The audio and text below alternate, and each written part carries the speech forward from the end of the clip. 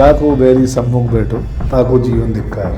24 साल का जो आपका करियर है, इसमें कोई ऐसा केस जो बहुत ही शॉकिंग रहा हो? पिस्टल निकाली कोर्ट में आगे गया, उसके चलती वो पुलिस।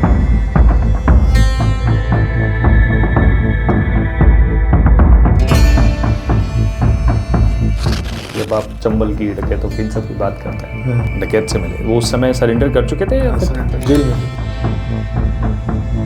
कभी फूलन देवी से मिले थे आप?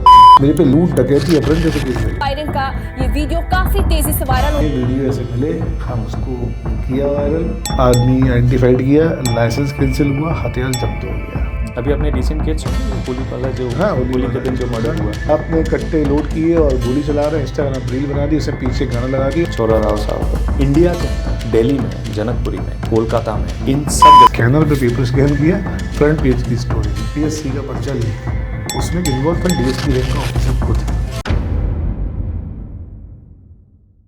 अर्पण राउत क्राइम रिपोर्टिंग की दुनिया का बहुत ही जाना माना नाम है। आजकल ये पीपल्स अखबार के एडिटर हैं।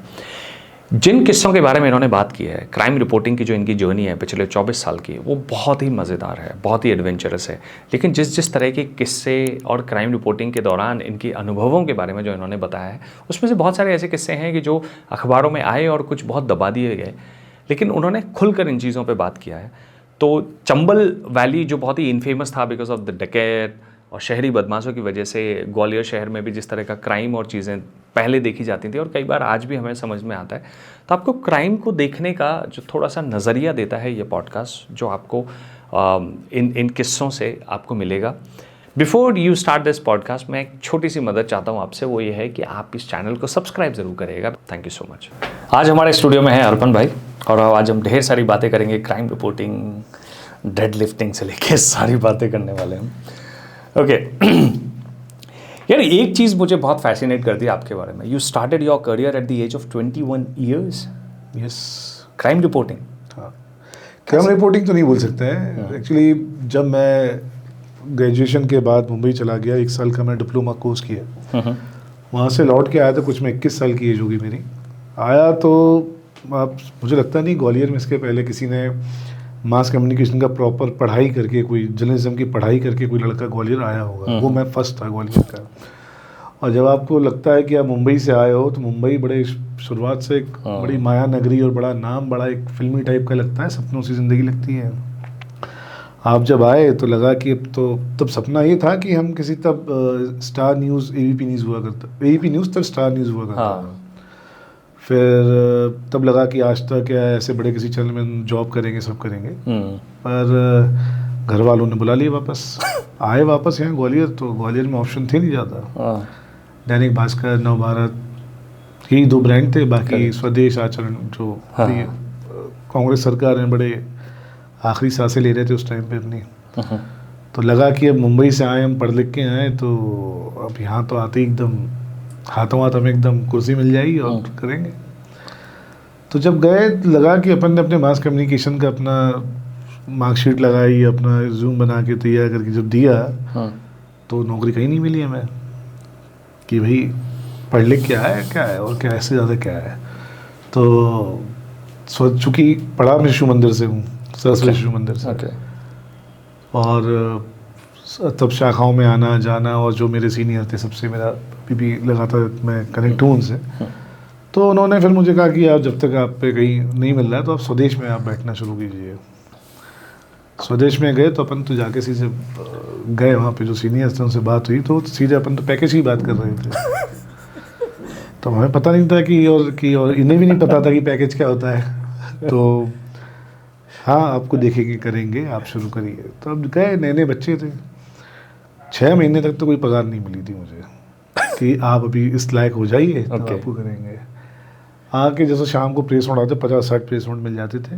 और तब कंप्यूटर हुआ नहीं करते थे, आज से 23-24 साल पहले। तो हमें फिर एक जो अखबार की जो रद्दी बस्ती थी, जिसमें प्रिंट होता है अखबार, तो उसके ऐसे पैड बनते थे वहाँ, पेन से, डॉट से, फिर वो लिखते थे, फिर वो टाइप होते थे अंदर जाके, उसका पूरा डिपार्टमेंट होता था, फिर वो अखबार पे छपते थे। मतलब प्रेस रिपोर्ट से अखबार, वो रिपोर्ट बनाना। हाँ, तो प्रेस नोट आते थे, जैसे कि आपने कोई आयोजन किया कि गरबा हो गया, डांडिया हो गया, कुछ भी हो गया, फ्लावर का कुछ इवेंट हो गया या कुछ भी ऐसा XYZ, तो हमें वो लिख के कागज़ पे लिखा, फिर वो टाइप होके फिर वो छपने आता था। तो इसके बाद 6 महीने बाद जब बड़ा हमने बोला कि सब 6 महीने हो गए, और तब उस ज़माने में मैं बुलेट से आता था, मुंबई से आया था, तो तब रिलायंस के एक फ़ोन आया था छोटा वाला रिम, वो यूज़ करता था। CDM में फ़ोन, पगार थी नहीं, पहली पगार लगी 650 रुपये महीना लगी। तो अब क्या करें, मरता क्या नहीं, करना यही था, और जिद थी कि करेंगे तो यही करेंगे वरना कुछ नहीं करेंगे। तो फिर शुरुआत किया तो बहुत छोटे थे, आदमी सीरियसली लेता ही नहीं था, कहीं जाते थे तो पत्रकार ऐसी इमेज क्या होती थी उस ज़माने में, कोई ऐसा बुजुर्ग सा आदमी होगा या 1.5 उम्र का आदमी होगा, झोला टांग के चल रहा है, बड़ा सा चश्मा लगाया होगा। हमारी दाढ़ी मूछें भी नहीं आई थी उस ज़माने में। तो बड़ा स्ट्रगल का दौर था कि लोग हमें समझते नहीं थे, उम्मीदें जो थी वैसा कुछ मिला नहीं, सपने जो देखे, जो पढ़ा, जिस लेवल पे पढ़ा, जैसे सपने देखे, ज़मीन एकदम उलट थी एकदम से जब आए तो बड़ा नर्वस हो गए थे सब था। पर एक ही था कि मुझे लगता है कि आप कंटिन्यू रहना चाहिए, अपना जो टारगेट है, आपकी जो ड्रीम है, आप लगे रहेंगे तो आपको रिजल्ट मिलता ही मिलता है। तो अब इस शहर ने बहुत कुछ दिया है। और फिर ये कैसे शिफ्ट कैसे है, मतलब आपको कैसे पता चला कि अब आप क्राइम रिपोर्टिंग करना चाहिए? एक्चुअली मतलब मुझे लगता है कि हर शहर का अपना एक मिजाज होता है, और जैसे मुंबई में सेलिब्रिटी बॉलीवुड इसका बड़ा क्रेज़ है, और हम जिस जोन के हैं, हम जिस अंचल के लोग हैं, ग्वालियर चंबल के, यहाँ अपराध यहाँ अपराध ही और क्या, मतलब डकैत बीहड़ ये सिर्फ अपने यहाँ, मतलब अपने यहाँ सिर्फ अपने यहाँ ही और कहीं नहीं है ऐसा। तो यहाँ पे क्राइम रिपोर्टर बड़ा, मतलब यहाँ पे क्राइम कवर करने वाला सबसे फास्ट और सबसे, मुझे लगता है कि सबसे काबिल जर्नलिस्ट माना जाता है उस दौर में। तो जब मैं वहाँ गया और मतलब मैं देखा वहाँ की क्राइम रिपोर्टर कैसे काम करता है और तरीका देखा काम काज का, और फिर शुरुआत से थोड़े से क्या बचपन से ही नटोरियस अपन थे ही, तो इन सब चीज़ों में थोड़ा सा अपना एक वो भी था, शौक भी था कि कैसे क्या हथियार, और जब बचपन से नटोरियस होने का क्या सेंस है कि इस तरह से मतलब अपने कॉलेज टाइम पे भी चल रहा है, कॉलेज टाइम पे भी लड़ाई झगड़े किए, और आज जर्नलिस्ट हूँ तो उसकी वजह भी यही है, मेरी स्टूडेंट लाइफ में झगड़ा हुआ बड़ा। तो घर वाले मतलब मेरी निर्गतों से परेशान रहते थे, तो उन्होंने फिर मुझे मामा के मुंबई भेज दिया था। तो ऐसा कोई प्लानिंग नहीं थी, कोई नहीं था, मुझे आप एज ए एक्सीडेंटल जर्नलिस्ट भी कह सकते हैं कि मेरा कोई प्लानिंग नहीं था, कोई सोचा ही नहीं था कि मुझे जर्नलिस्ट बनना है। मैं यहाँ से मुंबई चला गया, कोई काम नहीं, 2-3 महीने ऐसे घूमता रहा वहाँ, यहाँ बीच पे बैठे हैं, जूहू चौपाटी पे बैठे हैं, कहीं यहाँ बैठे हैं, वहाँ बैठे हैं, कोई काम नहीं था मुझ पर। फिर एक दिन मामा मेरे टीचर हैं, मुझे एक दिन वहाँ, तब काउंसलिंग होती थी मुंबई में अपने यहाँ नहीं था ये, बड़ा अपने कॉन्सेप्ट नहीं था ये। तब वहाँ मुझे काउंसलिंग हुई, उनने बताया कि कैसा, मामा बताया गुस्से का तेज है, थोड़ा सा वैसा है, ये है वो है, चंबल से। तो उन्होंने कि आप जर्नलिस्ट के लिए आप करो, यहाँ पे गरवार इंस्टीट्यूट है सांता क्रूज कलीन यूनिवर्सिटी में, आप यहाँ एक फॉर्म भर दीजिए, इंटर एग्ज़ाम होगा।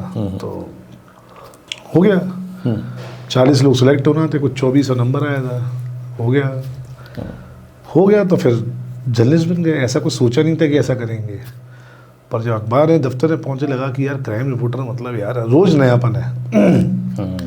आज लूट है, कल डकैती है, फिर मर्डर है, फिर नयापन है। तो फिर रात में सड़कों पे घूमना एक आज़ादी थी। तो एक बड़ा रोमांच लगता था कि यार क्या जीवन है ये, इसको जीना है।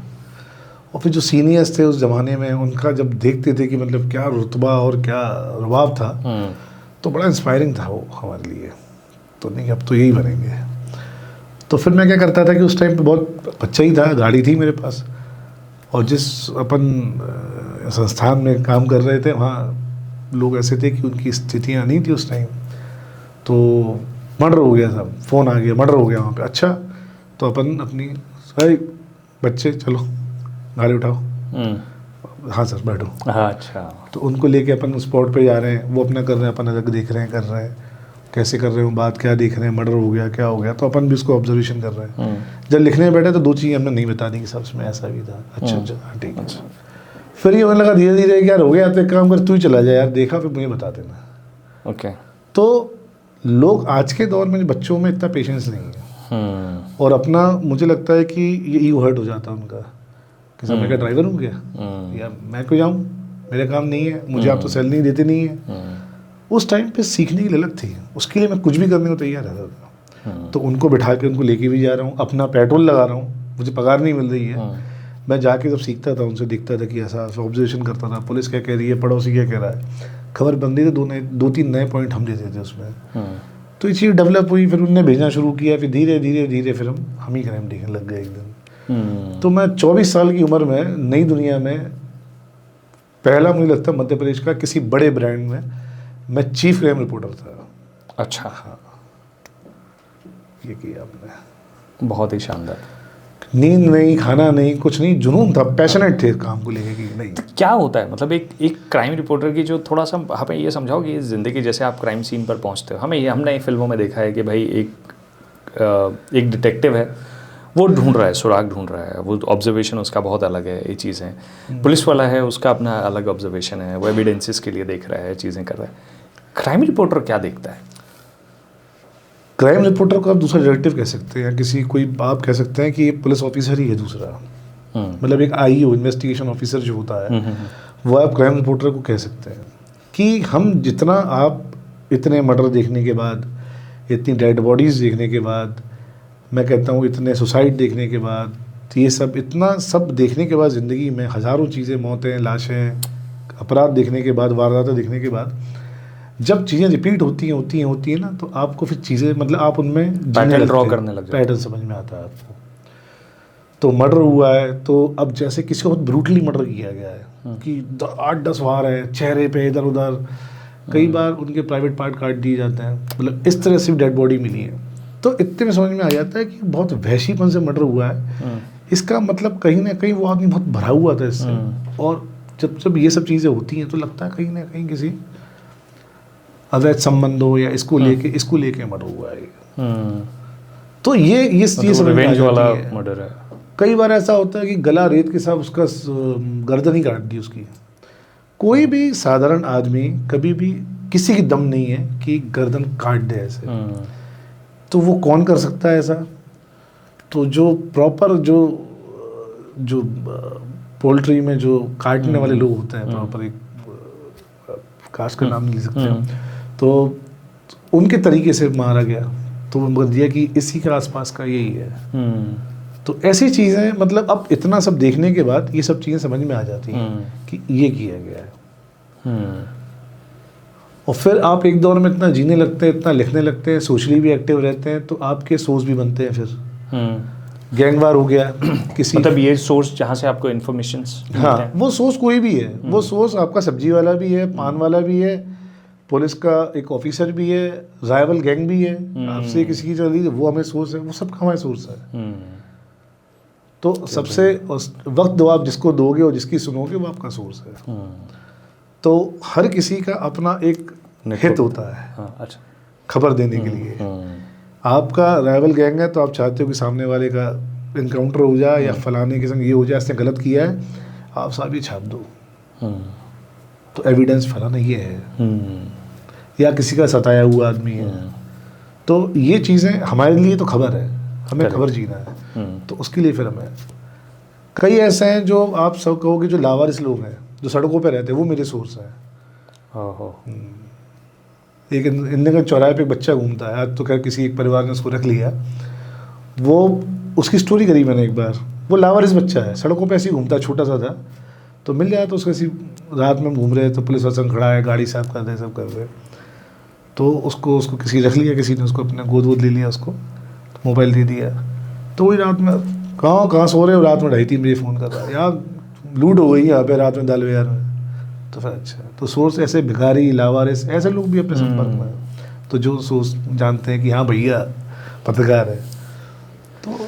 तो मतलब ये आपके जॉब का डिस्क्रिप्शन नहीं, मतलब आपके जॉब का रिस्पॉन्सिबिलिटी नहीं है to develop that sort of network, but आपके बहुत सारा काम आता है ताकि आप अपने काम को और बेहतरी से करें। जर्नलिज्म मुझे लगता है पूरा, इसको आप देखोगे, एक जो मैं आपको सक्सेसफुल जर्नलिस्ट वो है जिसका पीआर बहुत ज़बरदस्त है, जिसका पीआर बहुत ज़बरदस्त, पब्लिकेशन बहुत तगड़ा है, जिसकी नेटवर्किंग अच्छी है। आपको टाइम देना पड़ेगा लोगों में, लोगों के लिए करना पड़ेगा आपको, तो लोग आपसे जुड़ते हैं, भरोसा मानते हैं आप पे। क्योंकि आप बिना पब्लिक रिलेशन के लोगों से बिना जुड़े, कनेक्ट हुए, उनका भरोसा जीते, आप एक अच्छा पत्रकार कभी नहीं बन सकते, कभी नहीं बन सकते। ये सबसे बड़ा इसका वो है। That is so interesting. तो इन पूरे जो 24 साल की जो आपका क्राइम रिपोर्टिंग करियर है और जो भी 24 साल का जो आपका करियर है, इसमें कोई ऐसा केस जो बहुत ही शॉकिंग रहा हो जिसको आप साझा करना चाहें हमारे साथ कि यार ये बहुत ही लाइफ में ऐसा आज तक आपको याद रहता है? ऐसे तो मुझे लगता है 24 साल की ज़िंदगी में 50 केस ऐसे होंगे कि जो मतलब याद आते हैं, सोचते हैं कि क्या हो गया था, क्या ही कर दिया था। तो ऐसे 2-3 केस हैं, पर मैं आपको एक किस्सा सुनाऊं कि मतलब उस टाइम पे ये व्यापम कांड कुछ नहीं था, ये सब अंदर ही अंदर चल रहा था, कभी किसी को कुछ नहीं पता था, उजागर नहीं हुआ था। मुझे एक यहाँ एसपी हुआ करते थे विजय कुमार सूर्यवंशी, उन्होंने अपने जीओस थे, इनके जितने रजिस्ट्रेट ऑफिसर थे, सबकी मीटिंग ली रात में कि पीएससी का पेपर था, और इत्तेफाक से मैं भी पीएससी का एग्ज़ाम दे रहा था। ये बात है 9 जनवरी 2008 या 9 की, अब शायद इस तब की होगी, अब मतलब एग्जैक्ट सन मुझे याद नहीं आ रहा। मेरा दोस्त है गौरव, उसका बर्थडे था, सेंटर पार्क में हम पार्टी कर रहे थे, ज़बरदस्त ठंड थी, कोहरा छाया हुआ था, पार्टी कर रहे थे। तो एक मेरे मिलने वाले डीएसपी रैंक के ऑफिसर थे, मतलब मुझ पर बहुत ट्रस्ट करते थे, हमारी अच्छी बॉन्डिंग थी। उनका फ़ोन आया कि भाई ऐसा ऐसा है कि यार वो पीएससी का पेपर है, और वो बता रहे हैं आप कोई पेपर बेच रहे हैं, एसपी साहब ने बुलाया था, तो यार ये नंबर है यार देखना कोई अपना कोई कहीं नेटवर्क में कहीं समझ में आता है किसी। तो मैंने पार्टी कर रहे हैं, छुट्टी है, मैंने कहा यार ठीक है देख लेंगे। तो अपनी एक आदत है खबर को लेके, मतलब एक अच्छा जो मैं कहता हूँ सच्चा जो पत्रकार होगा, जो बेसिक पत्रकार ही होगा, वो खबर को लेके बेचैन ही मिलेगा आपको, बेचैन ही मिलेगा।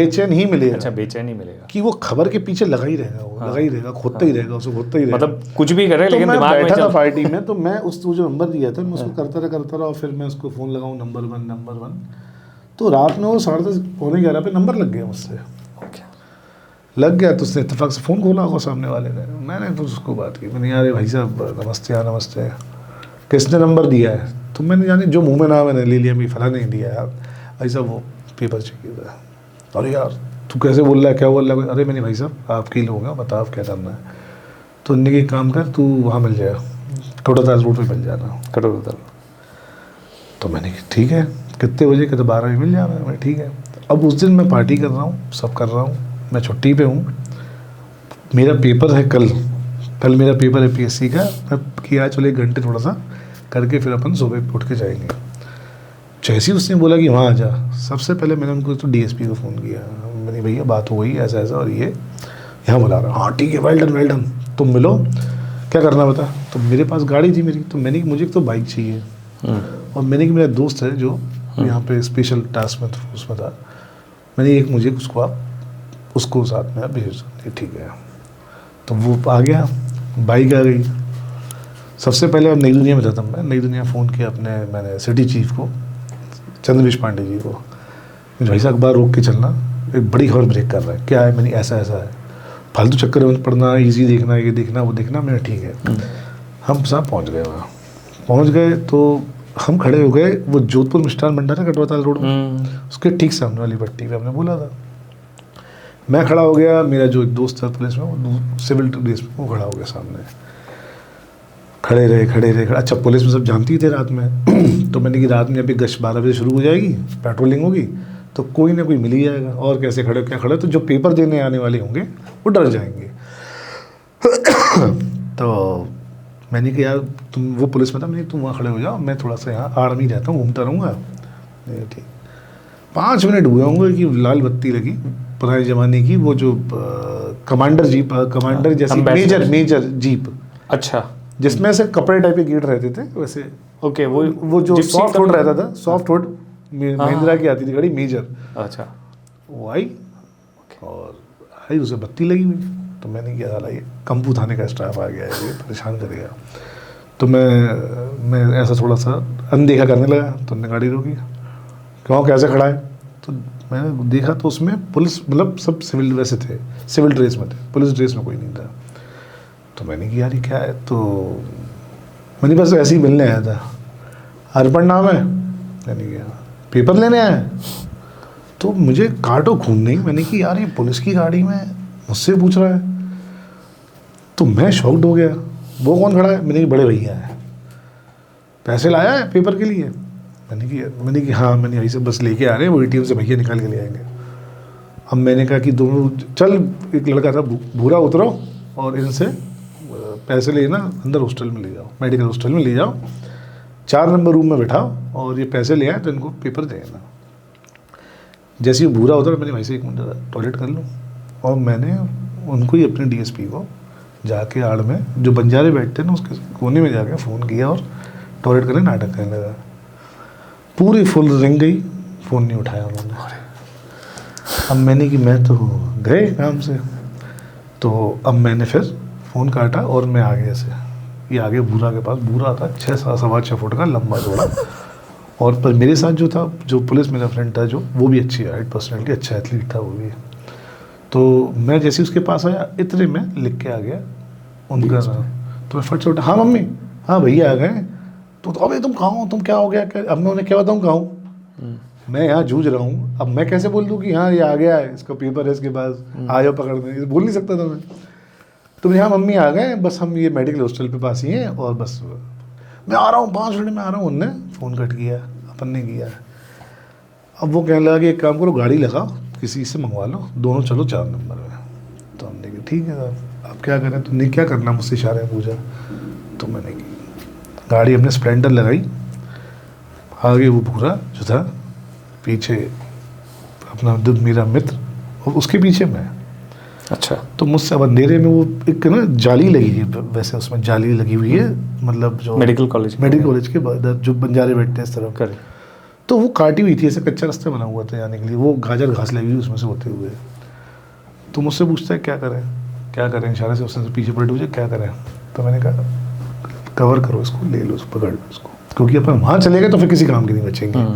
वहाँ इतने लोग हैं, क्या है क्या नहीं, अपन एक बार किसी प्रेमाइसिस में नहीं घुस गए तो अपन फंस जाएंगे।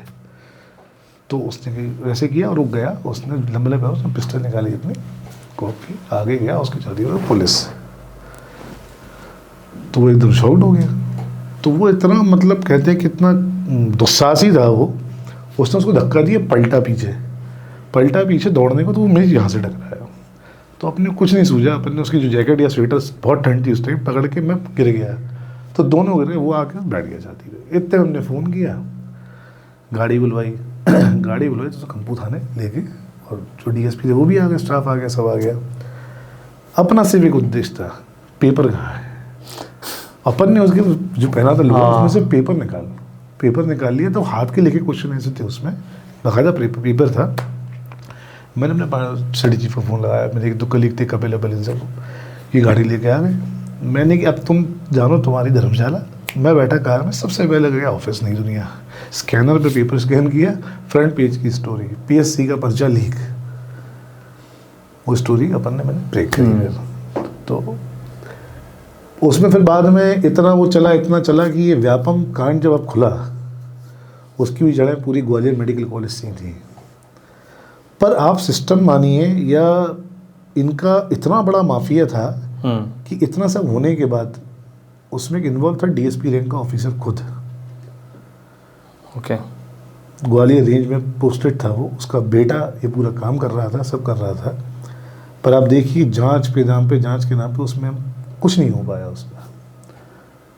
और वही जड़ें होती जब 2016 में और 17 में जब ये व्यापम कांड खुला 15-16 में, तो पूरी जड़ें फिर वहीं से निकली थी, वही लोग इन्वॉल्व थे। तो फिर बाद में सब रिप्रीमांड हुए सब? नहीं, वो तो उसमें कुछ नहीं हुआ, फिर कुछ नहीं हुआ उसमें। ये आप समझो कि व्यापम कांड में जिसमें इन्वॉल्व गवाह और कहेंगे आरोपी 50 से लोगों की मौतें हुई हैं उसमें। तो इसकी बिगिनिंग थी उस जमाने में जब दुनिया नहीं जानती थी, और अकेला सिर्फ PMT नहीं था, जितने भी बड़े एग्जाम थे जिनके थ्रू सरकारी नौकरी लगती थी, उसमें सब में ये माफिया काम कर रहा था। और ये दुर्भाग्य है कि एक्सपोज करने के बाद भी सिस्टम में किस तरह से जंग लगी थी, सब वही लोग थे कि कुछ नहीं होने दिया। तो यार जब आप ऐसे केसेस पे काम करते हो, आप अपने जान का जोखिम लेकर ये सब चीज़ें कर रहे हो, और फिर आपको जब ये पता चलता है कि यार उसमें कुछ हुआ नहीं, आप वो महज एक खबर बन के रह गई, या फिर लाइक जिस तरह का रिजल्ट आ जाने चाहिए सोसाइटी में हो जाना चाहिए, वो चीज़ नहीं होती, तब आपको कैसा फील होता है? देखिए क्या होता है कि जब आप नए नए आते हैं तो आपको लगता है कि आप बड़ा क्रांति ला देंगे। जब आप पत्रकार बनते हैं तो आपको लगता है कि अब मैं क्रांति ला दूंगा अपनी कलम से और पूरे देश और दुनिया समाज बदल दूंगा। पर धीरे धीरे धीरे धीरे धीरे धीरे आपके मुगालते दूर होने लगते हैं ऐसे घटनाक्रमों से कि आपको समझ में आता है कि सिस्टम कितना हावी है। पर जर्नलिज्म एक टाइम पे था, लोग थे, अखबार निकालने के उद्देश्य थे लोगों के पास, उन्हें पता था क्या है, क्यों करना है, सबकी जिम्मेदारी थी समाज के प्रति। अब आप देखेंगे कि अब जिस हिसाब से मतलब आप पहले एडिटोरियल बड़ा पार्ट हुआ करता था किसी भी अखबार का, और मार्केटिंग बहुत छोटा पार्ट हुआ करता था। आज की डेट में मुझे लगता है कि अब 80-20 का रेशो रह गया। अखबार में अब मतलब बिजनेस बड़ा पार्ट है, और मुझे लगता है कि एडिटोरियल पार्ट बहुत ही मतलब बावजूद इसके कि बिजनेस जो जितने भी अखबार हैं वो ये बोलते हैं कि हमें फिर भी पैसा कमाने के लिए बहुत सारी और चीज़ें करनी पड़ती हैं, बिकॉज हमारा सिर्फ और सिर्फ खबरों से सस्टेन नहीं कर पाना हो पा रहा है। नहीं हो पाता। फिर मुझे लगता है कि जब बिजनेस जब होता है तो समझौता भी करता है, फिर अखबार समझौते करना पड़ता है। आप कहीं किसी भी ग्रुप से, किसी भी हॉस्पिटल से, किसी भी बड़ी कंपनी से ऑब्लाइज है, ये बड़ा काला और कड़वा सच है, तो आप समझौता करेंगे, क्योंकि आज पार्शली करेंगे पर करेंगे। हाँ, मतलब आप जितना हो सकता है आपसे आप उतना स्ट्रेस तो करेंगे ही अपने आप, क्योंकि वो न्यूज़ और पीआर के बीच में बहुत बड़ा फ़र्क भी कई बार बहुत मुश्किल होता है समझना। तो इसी चीज़ में अब जैसे सोशल मीडिया, डिजिटल प्लेटफॉर्म्स, इन सब के दौर में आप कैसे देखते हो कि इसने कैसे रिपोर्टिंग को या क्राइम रिपोर्टिंग को कैसे बदला है? देखिए मुझे लगता है कि ये दौर पूरा अलग है। प्रिंट मीडिया बहुत डिफरेंट था, और फिर जब इलेक्ट्रॉनिक मीडिया था बहुत डिफरेंट है, अब सोशल मीडिया बहुत ही डिफरेंट चला गया। हम जैसे कोई खबर, जैसे लोगों को पहुंचने की भी जो वो था, मतलब कहेंगे उसको रिस्पॉन्स जो भी था, मतलब आज कोई घटना हुई है सुबह की तो वो आपको 24 घंटे बाद सुबह 6-7 बजे आपके अखबार से मिलेगी। इलेक्ट्रॉनिक मीडिया में आपको ये था कि सुबह ही घटना शाम के बुलेटिन में आपको मिल जाएगी। अब ये कि यहाँ हुई कि नहीं आपको मिल गया फटाफट। बिल्कुल। तो अब क्या है कि अब जो जर्नलिस्ट है, जो भी अपने आप को पत्रकार मानता है, करता है, तो हमारा ये होता था कि कंटेंटफुल स्टोरी निकालना, उस घटनाक्रम की कंटेंट होना चाहिए, उसमें पूरे सारे एंगल होने चाहिए, क्यों, कैसे, कब, कहाँ, जो कहा जाता है उस पर हम बहुत डिटेलिंग काम करते थे। लगना चाहिए था कि हम बहुत एक कंप्लीट चीज़ है। इलेक्ट्रॉनिक मीडिया भी लगभग ऐसा ही काम करती थी।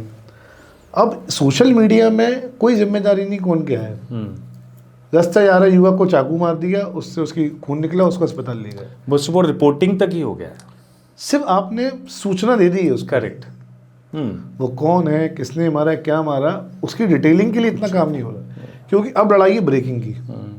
अब जो दौर है ब्रेकिंग का, अरे हमने तो 5 मिनट पहले ब्रेक कर दिया, पर तुमने दिया क्या, पता ही नहीं किसी को क्या हुआ है वो। तो ये है आज की दौर। तो हो भी रहा है ना कि कई बार आप देखते हो कि एक खबर, लेकिन अब उसमें भी मतलब मुझे ऐसा लगता है कि मीडिया भी बहुत चीज़ों में बट गया है कि जैसे कोई खबर तो आई, सबने रिपोर्ट किया, कुछ चीज़ हुआ, फिर ये देखा जाता है कि क्या ये खबर अपने आप से कितनी जा रही है, तब उस पर अटेंशन दिया जाएगा, तब उस पर अलग अलग एंगल्स आएंगे, चीज़ें होंगी।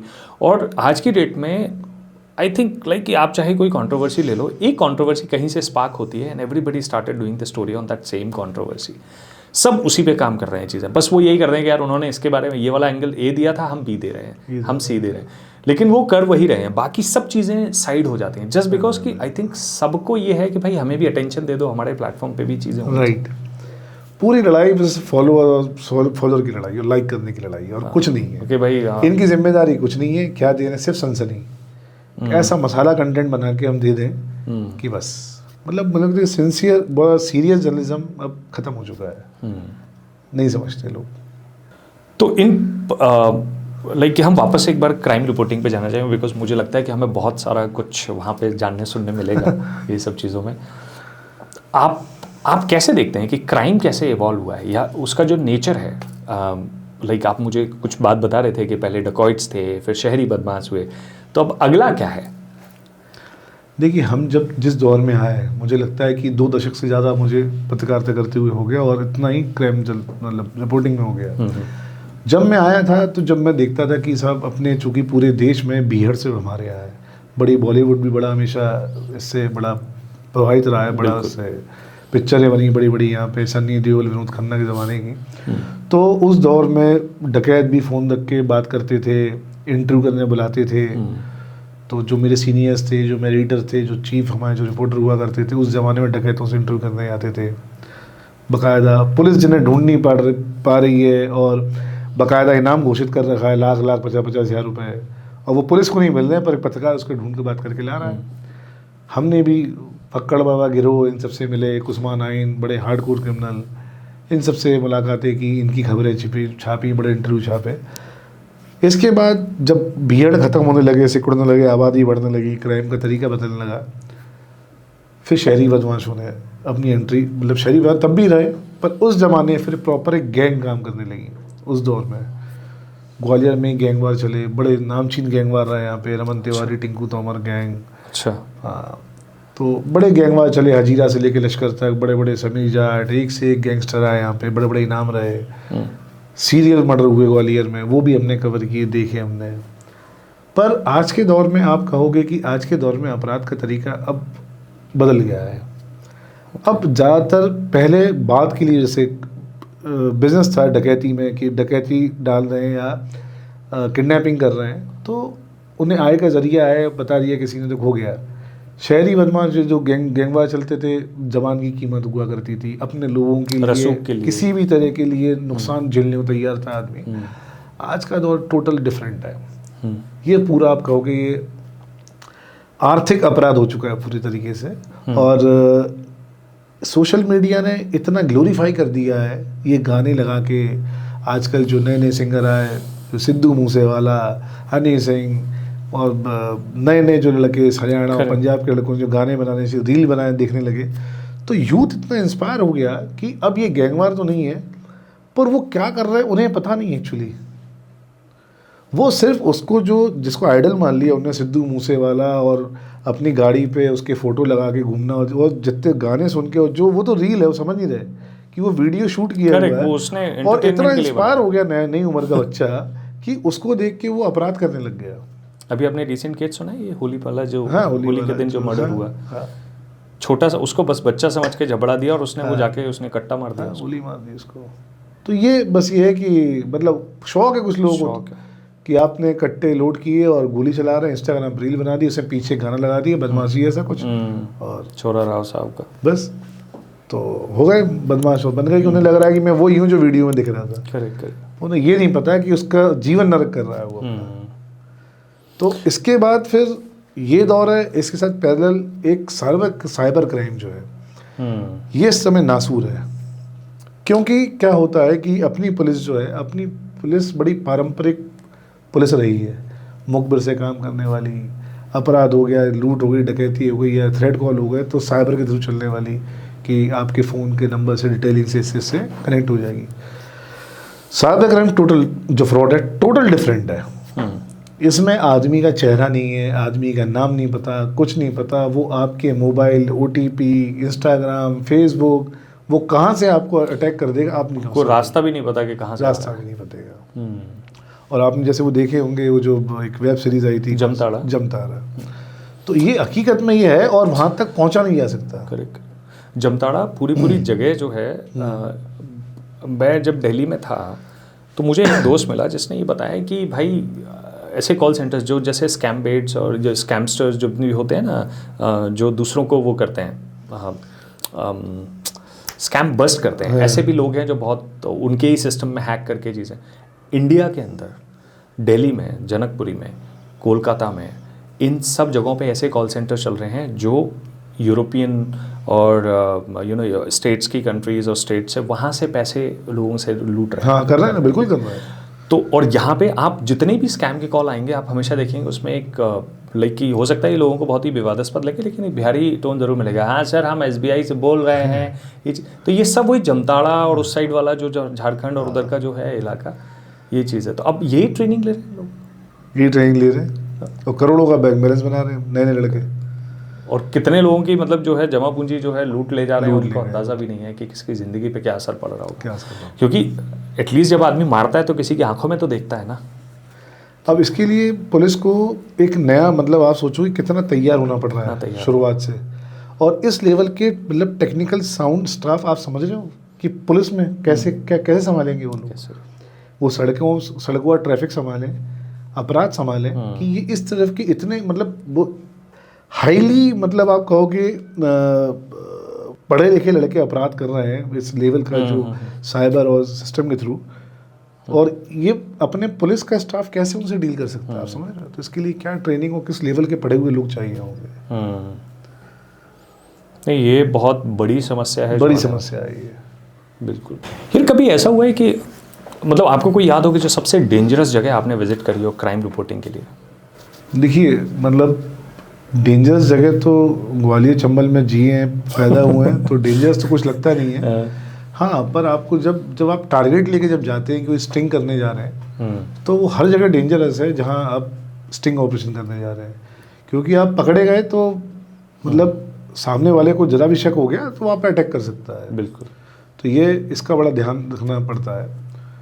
तो एक मैं आपको किस्सा सुनाऊं कि मतलब मैं नई दुनिया में था तब, और मुझे एक फ़ोन आया कि ब्लैक बग जो है, ब्लैक बग जो हिरन की एक प्रजाति होती है, काला हिरन, शेड्यूल वन का, कोबरा, लायन, ब्लैक बग, ये सब शेड्यूल वन के जानवर, जंगली वाइल्ड क्या है? शेड्यूल वन के जानवर होते हैं। अच्छा, शेड्यूल 1 कि ये मतलब रेयर है। हाँ, रेयरेस्ट मतलब एनिमल है, ये वाइल्ड एनिमल है, और इनको मारना या इनका जो भी ट्रांसपोर्ट या जो भी तस्करी करोगे इनके कोई भी या पार्ट्स की जी, तो आपको नॉन बेलेबल ऑफेंस मतलब नॉन बेलेबल ऑफेंस है, आपको जेल जाने ही जाना है, और बड़ी गंभीर इसमें सजा है।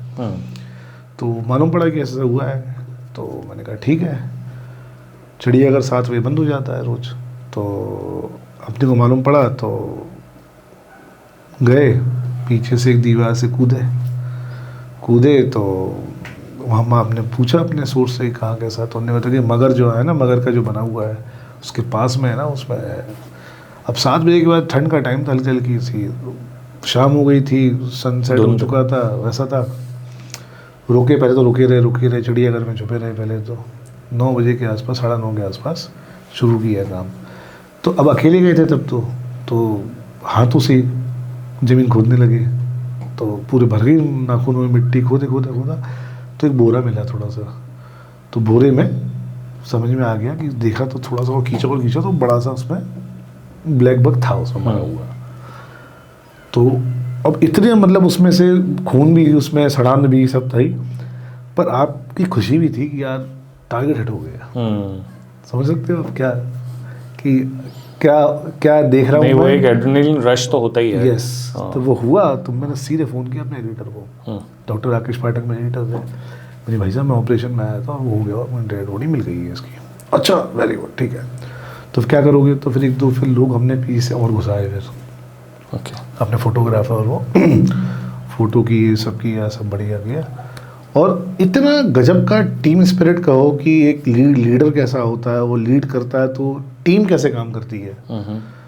उनने कि तुम्हें आने, तुम स्पॉट पे पूरा कवर करो बड़े अच्छे से, मुझे कंटेंट तो मैं लिख रहा हूँ कवर।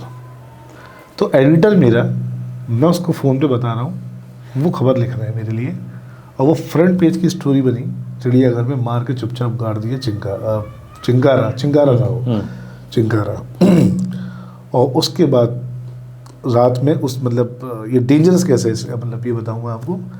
मैं जैसे ही हुआ तो इतने में वहाँ पे एक्स सर्विसमैन की वो थी सिक्योरिटी, ठेका था उन पे चिड़ियाघर प्रीमाइसेस का। 8 थी तो वो निकले रात में, तो उन्होंने कि कौन है क्या होता, तो राइफल तान दी हम पे। और हुआ तो सारे कैसे घुसे, कौन हो तुम, क्या हो, तो उन्हें लगा कि हम जाने तस्कर हैं, कि हम क्या है क्या नहीं है। आए तो हम ऑपरेशन के लिए थे।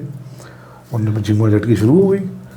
इतने में एक किसी ने फ़ोन किया कंट्रोल रूम, तो पुलिस फोर्स आ गया तो बताया कि ऐसा ही हो सब। तब तक तो वो चढ़ बैठे, वो सब फौजी आदमी, वो तो मतलब बंदूकें तान दी उनने, तो एकदम सर्वर फोड़ने पे आ गए। तो वो सब चीज़ें फिर होते पुलिस आ गई, 50-100 पुलिस वाले आ गए, सब आ गया। तो हमने खबर छापी जाके, खबर छापी, सुबह धमाका हो गया। तो सुबह फिर डिविजनल कमिश्नर, नगर निगम कमिश्नर, कलेक्टर, एसपी, आईजी, सब मौके पे, 300-400 पुलिस, पूरे छावनी बन गए चिड़ियाघर। अच्छा। इतना बड़ा केस था, उन्होंने जो मैंने स्टिंग किया था उसको हुआ तो उनने कि भैया भी देखो वो भी देखो, तो वहाँ पे फिर मोर भी निकली, ये भी निकला मरे हुए, 2 नंबर में गाड़ दिए थे जिनका कहीं एंट्री नहीं था, रिकॉर्ड नहीं था। तो उसके बाद फिर ये सब होने के बाद लोग उस रात तो मरने से बचे, झगड़े तो होते हुए। उस फिर रात जब वो नगर निगम कमिश्नर रिटायर हुए, अब तो BM शर्मा जी थे, फिर उन्होंने मतलब इतना आदमी मतलब चढ़ गया, मतलब आदमी इतना हम पे भर गया उस सिस्टम से कि इंदिरा थाने में अज्ञात के खिलाफ FIR दर्ज हुई, उसमें शासकीय संपत्ति तोड़फोड़ ऐसा वैसा और झगड़े करने की। लेकिन ये तो मतलब शायद यही है प्रोफेशनल हजार्ड आपके लिए, यही है कि भाई आपके जान का खतरा तो ले ही रहे हो, लेकिन और बाकी ये सब जो चीज़ें आती हैं। पर वो चीज़ें हुई, FIR उसमें हुई स्टाफ बर्खास्त हुआ, उसमें जू ऑफिसर बर्खास्त हुए, सब हुआ उसमें। तो ये सब जिंदगी मतलब इतना समझ नहीं आता कि क्या कर गए उस दौर में, एक जुनून में क्या कर जाता आदमी, तो क्या गए। अर्पण भाई, मैं ये सोचता हूँ कि कई बार हम लोग एज ए कॉमन मैन, हम अखबारों में पढ़ रहे हैं ये सब चीज़ें, लेकिन हमें ये पता नहीं है उस खबर के पीछे कितनी मेहनत की गई है और कितने लोगों ने एक्चुअली उस खतरे को जिया है, उस खतरे से गुजरे हैं, तब जाके वो खबर आप तक पहुँची है। और हमारे लिए वो सिर्फ कई बार होता है कि हाँ अच्छा, अरे वाह ये हो गया, ऐसा हो गया, ये चीज़ है। और कई बार ऐसा भी होता है कि आप किसी लीड को, किसी केस को महीनों तक फॉलो कर रहे हैं, ऐसा कोई किस्सा? महीनों तो नहीं कह सकते, मतलब महीनों तक की बात, मतलब ऐसी था कि मैं शादी की छुट्टी पे गया हुआ था, तो एक महापौर बंगला है अपना स्टेडियम के पास, ये थोड़ा सा विवादास्पद हो जाएगा पर ठीक है। तो वहाँ मालूम पड़ा कि उस महापौर बंगले से शराब बिक रही है। ओके। सरकारी महापौर के बंगले से शराब बिक रही है, तो लोग जा रहे हैं, दारू की बोतल खरीदते थे वहाँ से बढ़िया। तो हमारे ऑफिस से मालूम पड़ा है, किसी ने बताया कि ऐसा ऐसा ऐसा वहाँ काम हो रहा है। तो जिन लोगों को टास्क दिया है, जो मेरे पहले जिन लोगों को टास्क दिया, मैं शादी पे, मेरी शादी में गया, मतलब मेरी खुद की शादी थी, तो मैं छुट्टी पे था। तो 10-15 दिन 20 दिन तक लगे रहे कि होना है करना है, कर नहीं पाया वो। फिर मैं छुट्टी से आया, मेहंदी लगी थी अपने, तो अपन पहला दिन आया और मिले अपने एडिटर से, सारा अच्छा आ गए, नहीं आ गए सर, ठीक है, क्यों ये बताओ कि एक ऑपरेशन करना है, कर लोगे? मैं क्या हो गया सर? उनने की ऐसा ऐसा है कि वहाँ से ऐसा महापौर का बंगला है और वहाँ से शराब बिकती है और तुम्हें उसका स्टिंग करना है, ऐसा पॉइंट आया है। तो भाई ठीक है सर, कर लेंगे। कब करोगे? मैंने अभी कर लेंगे। तो अभी कर लोगे? यहाँ कर लेंगे। नहीं ठीक। 2 गाड़ियों में फिर हम फोटोग्राफर को लिया, एक अपने जूनियर को लिया, पहुँच गए वहाँ पे। पहुँच के तो एक नंबर दिया था कि इनको आप फ़ोन करना, तो वो आएगा अंदर से आदमी, आपको बोतल दे देगा जो चाहिए। तो मैंने कहा हमें 2 रम की बोतलें चाहिए। तो नहीं, हाँ ठीक है साहब, कितने इतने की? ठीक है। फोटोग्राफर हमने ठीक सामने झाड़ी में बैठा दिया फोटोग्राफर को, अपन गए, ली उससे बोतलें, पर वो कागज़ लपेट दिया था, तो जानबूझ के खोली, एक से वीडियो बनवाया, एक से स्टिल फोटोग्राफी भी हुई, कोई देखा ही ब्रांड, अरे यहाँ मत खोलो। अरे मैंने भाई साहब ब्रांड तुमने वो दिया कि नहीं, देख तो ले एक बार। तो प्रॉपर वो देखा, दोनों बोतलें देखी, डाली, लेके ऑफिस आए। शराब चाहिए, महापौर निवास आई है। पहले पेज की, आधे पेज की लीड स्टोरी अर्पण राउत के नाम से छप गई साहब। तो मुझे लगता है कि जितना मैं देखा है 24-25 साल के करियर में, मेरी खबर के होर्डिंग शहर में 8 लगे थे। अच्छा। हाँ, मतलब विरोधियों ने, पॉलिटिकल विरोधियों ने, विपक्ष ने, कांग्रेस ने लगाए थे बढ़िया। और उसके बाद महापौर परिषद में, नगर निगम परिषद की जब बैठक होती है, तो महापौर को शराब की बोतल गिफ्ट की गई थी। और उसके बाद नगर निगम की परिषद स्थगित हुई, हंगामे हुए, बड़ा बवाल कटा। तो जो भी संबंधित तो महापौर, उनका परिवार था, पहले मुझसे बात करता था, फिर बात करना बंद कर दिया उन्होंने मुझसे। तो ये चीज़ें नहीं, ये वो होता है। और मतलब ये वो इम्पैक्ट है जो कई बार आपको लगता है कि, लेकिन होना भी तो नहीं चाहिए, ये भी तो बात है। नहीं होना चाहिए। अब क्या करोगे, पर जब खबर है तो फिर समझौता है। सही बात है। वो कहीं ना कहीं वो चीज़ लोगों की नज़र में आना भी ज़रूरी है। तो आप जब इतने हाई प्रोफाइल केसेस को या इन चीज़ों को, ऐसी न्यूज़ को जब आप कवर करते हो, तो मतलब क्या अंदर से ऐसा क्या होता है यार, how do you prepare yourself mentally और इमोशनली कि आप कैसे अपने आप को मैनेज करते हो? मैं बताऊँ, ये मैनेजमेंट, मुझे मैनेज को समझ में नहीं आता नहीं है। क्या है कि मालूम पड़ जाए कि ये है और अपन इसको हिट कर सकते हैं, कॉन्फिडेंस आप में है तो आप कर निकल जाते हो, कर जाते हो आप।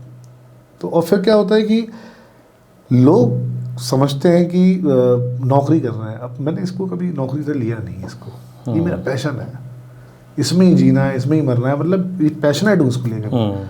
तो कोई खबर है ऐसा कुछ, यदि कोई पॉइंट मिलता है कि ऐसा ऐसा हो जाए तो ठीक है, कैसे होगा तो अपन रास्ते बनाते हैं उसके लिए कि नाम होना चाहिए, धमाका, सनसनी होनी चाहिए, मतलब अपन ऐसा कुछ कर दें कि जो आज तो छुपा हुआ है इतना बड़ा वो सामने लेके आए। तो पैशनेट है इसके लिए अपन, तो मतलब इसके लिए कोई मैनेजमेंट नहीं है, कुछ नहीं है, अंदर से ही आपके है, तो वो निकल आता है फिर वो। तो आपको क्या लगता है इन 24 साल में 24 साल पुराना अर्पण और आज का अर्पण क्या सीखा है? मुझे लगता है कि आज का अर्पण वो सब नहीं करता। क्यों, ऐसा क्यों? अब वो दौर नहीं रहा, वो लोग नहीं रहे, वो सपोर्टिव हैंड नहीं रहे। लोग से मतलब आपके जो पीछे से जो पीछे से जो लोग थे, जो भी आपका जिस संस्थान के लिए आप काम करते हैं, एक समाज में लोग होते हैं आपके लिए, सिस्टम में लोग होते हैं आपके लिए।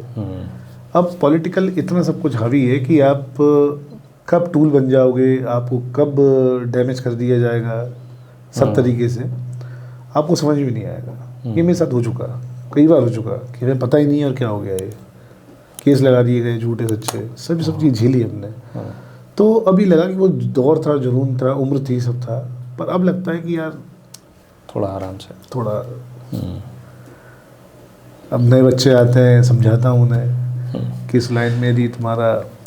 लेकिन एक बात बताओ कि अगर वो जुनून नहीं होगा तो कैसे वो अर्पण जैसी रिपोर्टिंग? नहीं जुनून मतलब ऐसा नहीं, जुनून है अगर लोगों में भी ना हो, मतलब मैं तो ये कहता हूँ कि जैसे अगर सब, क्योंकि मेरे को इतना समझ में आता है कि भाई ये एक तरह का पागलपन तो है, मतलब बहुत रैशनली अगर आप सोचने लग जाओ तो आप तो मतलब वो कहते हैं ना कि जब सोच गहरी हो जाए तो फैसले कमजोर हो जाते हैं। बट आपको तो लाइक एक ही चीज़ दिख रही है ना, तो पार्टी में भी यही सोच रहे हो यार कि कैसे वहाँ से पेपर लेके आए। तो मैं आपको बताऊं कि वो अब वो दौर नहीं बचा, मैं आपको बताऊं, और जो है भी तो अब नए बच्चे आते भी मेरे पास, जैसे कि सर हमें ऐसा करना है वैसा करना है, तो मैं बहुत से लोगों को यही बोलता हूँ कि तुम्हारे पास परिवार में कोई आय का कोई और जरिया है। इंटरेस्टिंग। बहुत बच्चे आते हैं MIT के, ITM के, यहाँ वहाँ के बहुत बच्चे मिलने आते हैं, साहब आपका बड़ा ऐसा मिलना, ये करना, आपके साथ काम करना है। तो मैं हमेशा ये पूछता हूँ कि बेटा तुम्हारे परिवार में आय का जरिया क्या है, और क्योंकि तुम इससे अपना घर नहीं चला पाओगे। मैं जिस फैमिली से बिलोंग करता हूँ, बिजनेस है, सब है, जॉइंट फैमिली है, सब कुछ है, और मतलब परिवार मेरे पैशन को लिए मुझे फ्री कर रखा है।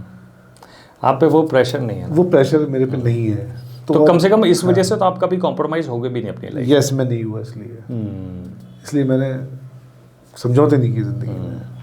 लोग कर जाते हैं, मैं नहीं किए।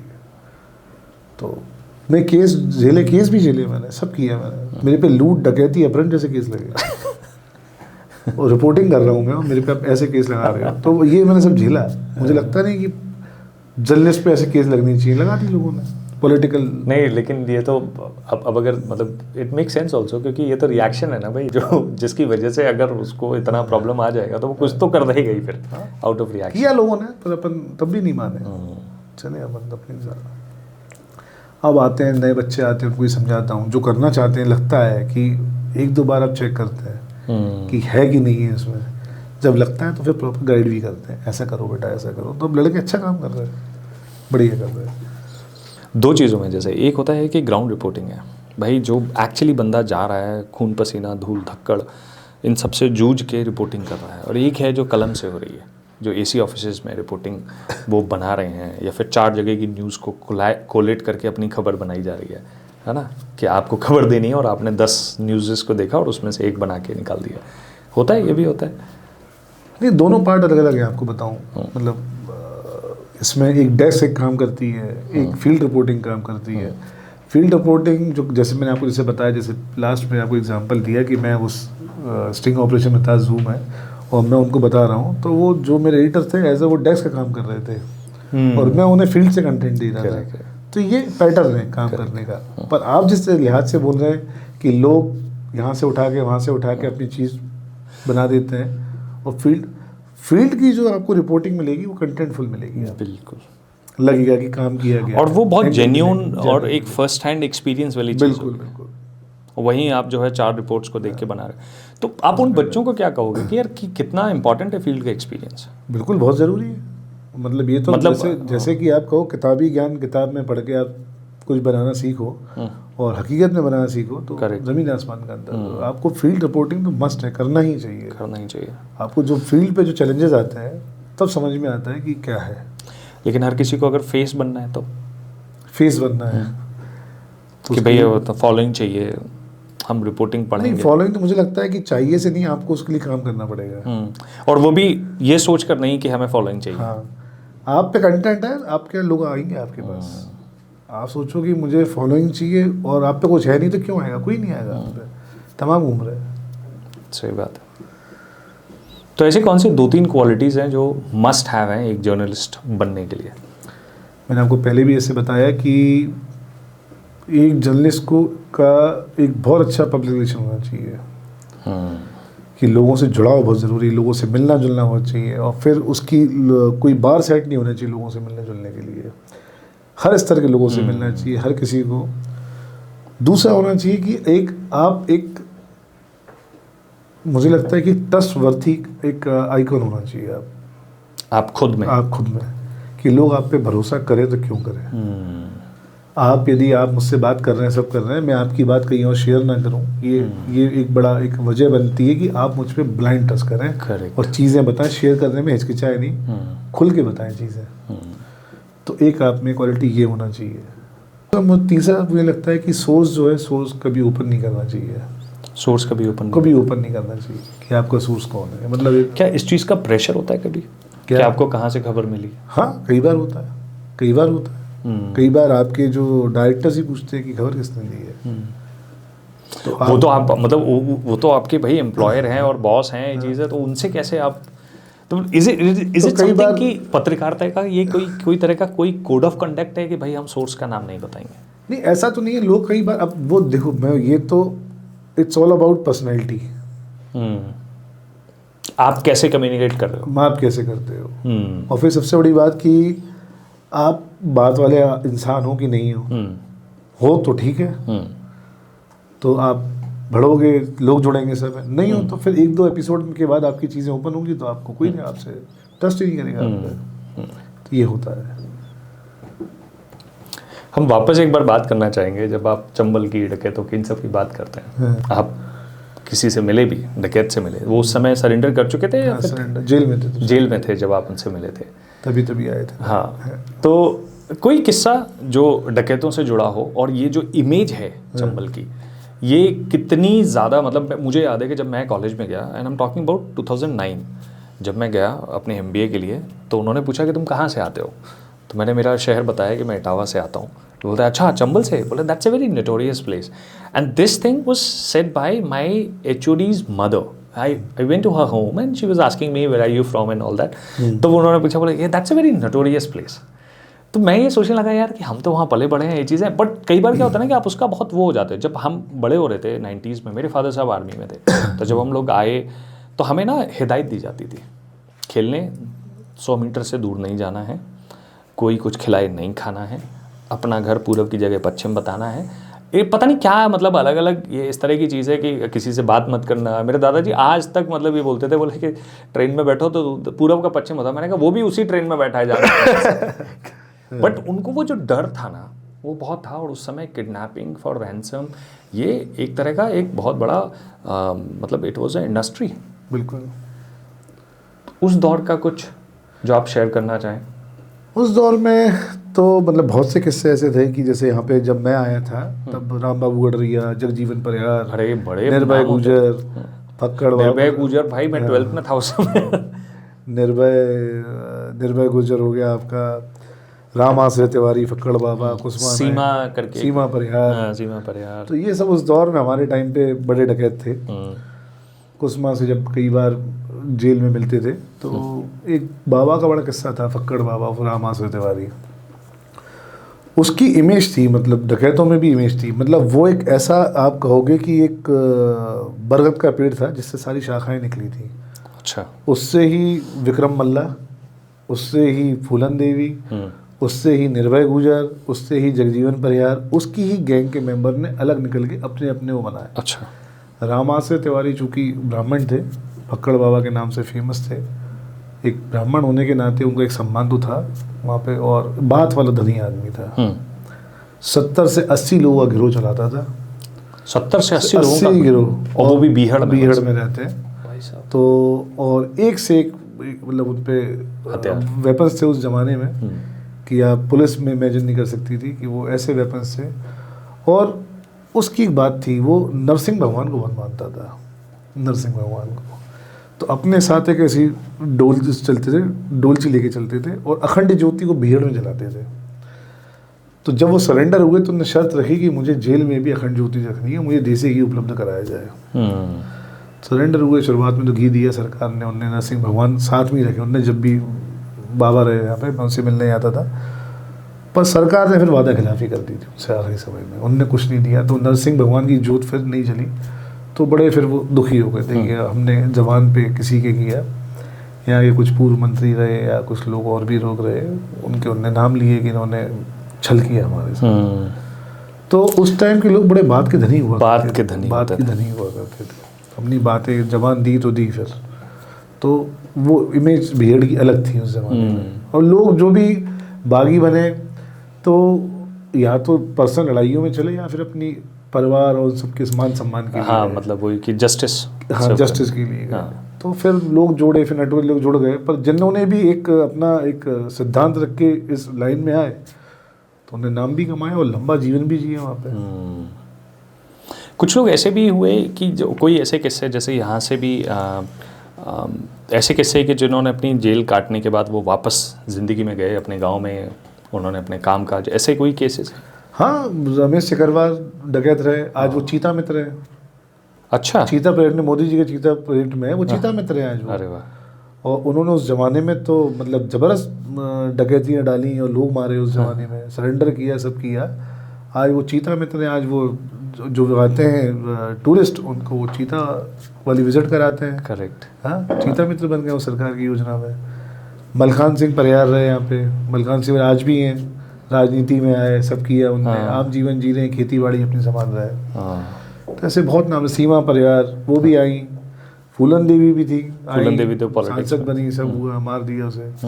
तो लोग टाइमली, स्टार्स अच्छे होते हैं तो चीज़ें ईजीली मैनेज भी हो जाती हैं, नहीं तो फिर। कभी फूलन देवी से मिले थे आप? नहीं, कभी नहीं मिल पाया उससे। मैंने भी रिसेंट इंटरव्यू देखा उनका, और उनसे पूछ रहे हैं कि आपको किन चीज़ों का मलाल है, तो बोले कि मेरे को पढ़ाई लिखाई का है, कि अब मैं जब देखती हूँ इतनी फाइलें मेरे आमने सामने जाती हैं, मुझे नहीं पता है उसका, तो मैं अब सीख रही हूँ।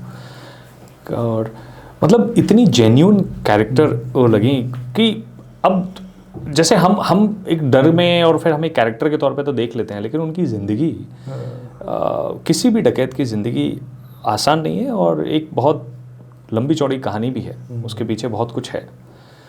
तो अर्पण भाई, लेकिन हुआ क्या, मतलब ऐसा क्या हुआ कि फिर ये लगभग सारे गैंग्स और डकैत ये सब चंबल से ख़त्म हो गए? देखिए, टाइमली क्या हुआ कि एक तो पुलिस बहुत ज़्यादा एक्टिव हो गई, मतलब एक ज़माने के साथ अपग्रेड हो गई। डकैत भीड़ से निकल के जाएगा कहाँ? हाँ, मतलब उनके लिए उतनी टेरिटरी है, टेरिटरी उतनी है। अब पुलिस बहुत एडवांस हो गई, ड्रोन आ गए, चॉपर्स आ गए, सब आ गए, कहाँ तक छुपेगा कोई? तो वो एक दौर था, और एक वो जो दौर था तब बागी हुआ करते थे, वो था। शहरी बदमाश हो रहे, उनकी लाइफ ज़्यादा रहती नहीं है, तो वो दौर भी एक तरह से धीरे होते होते होते फिर रोजगार इतना हो गया, सब कुछ हो गया, पढ़ाई लिखाई, शिक्षा का अभाव था उस दौर में। अब शिक्षा हो गई, सब हो गई, लोग अब नहीं समझते, जानते हैं कि अपराध करना है तो उसकी सज़ा क्या है। तो चीज़ें फिर धीरे धीरे फिर अब ये है कि अब ग्वालियर चंबल डकैत मुक्त हो चुके हैं। डकैत मुक्त हो चुका है। हमारे दादाजी हैं, मतलब अब वो नहीं रहे, परिवार के थे, तो वो जब वो खेतों के पास में ट्यूबवेल पे वहीं सोते थे, तो उनको जब हम पूछते थे, हमने कहा बाबा भेड़ का क्या हाल है, तो वो बोलते थे, वो लला भेड़ को वो खाली ना हो, तो कोई ना कोई तो इसमें कूदा पड़ा रहता है। वो तो है कि थोड़े टाइम के लिए कुछ करके कोई आ कुछ गया किस्सा लगे। आपको पता है ये बड़ा एक इंटरेस्टिंग किस्सा है महाभारत से कि ये कहते हैं कि चंबल के लोगों में स्पेशली आपने नोटिस, आप खुद तो यहीं पड़े बड़े हैं, तो ये भी देखा है कि अलग सी मतलब ठसक और एक वो रहती है कि भाई थोड़ा घूर के देख लो, वो लगा क्या बात है, मतलब वो लड़ने को जो आतुर रहता है और एक अलग किस्म का गुस्सा और नाराजगी ये सब बहुत रहती है। इसके पीछे एक बड़ा इंटरेस्टिंग किस्सा है महाभारत में।